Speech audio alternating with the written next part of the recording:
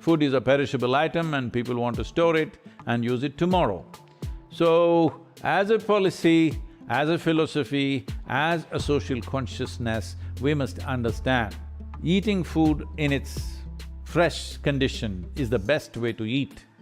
But there are extraneous situations in one's lives where you could be in places where such a thing is not possible, then processed food and frozen foods are okay.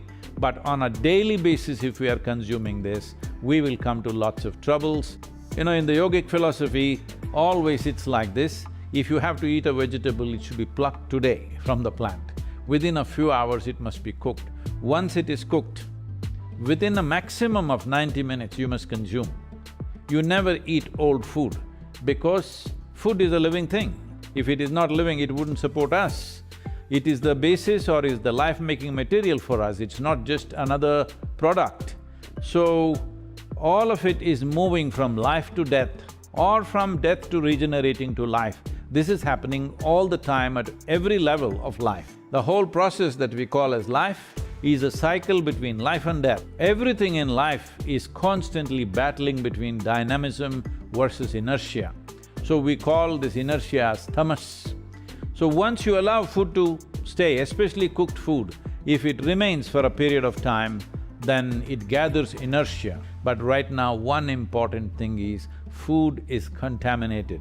When I say contamination, it is not only that it is poisoned by somebody by intent, no, it is contaminated by lacking the necessary nourishment in it, and most of the time the food that people are eating, buying from a supermarket may be a month, 2 months or 3 months old, and even they bring it home and again it stays there.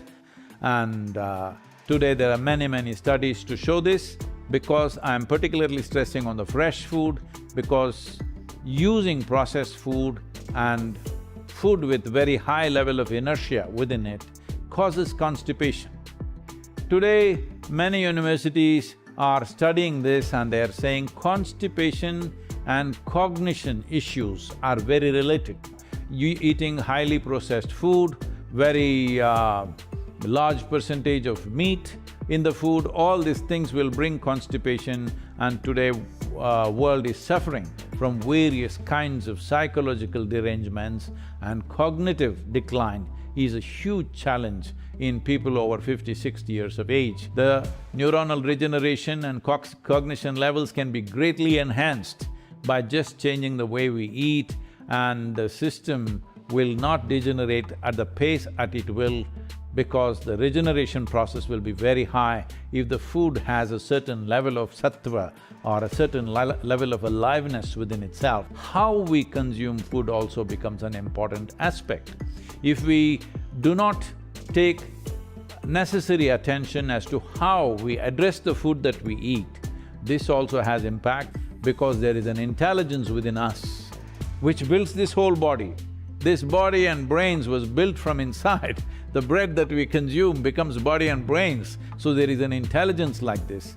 To be in touch with that, to address everything from that reflection will make a huge difference. So what kind of food we consume, where we consume, how we are when we consume, all these things have an impact upon food. I know only some aspects of it can be handled by regulation, rest has to be by human consciousness, but the regulation part of it is equally important, because today food is being handled by massive agencies. When I say agencies, large businesses, very large commercial enterprises, where if they contaminate the food by 1%, they may make billions of dollars. When that kind of proposition is there is always a propensity to contaminate food in various ways, either by aging or by reducing the temperature at which they are stored, or actually adding something to it. All these aspects are there,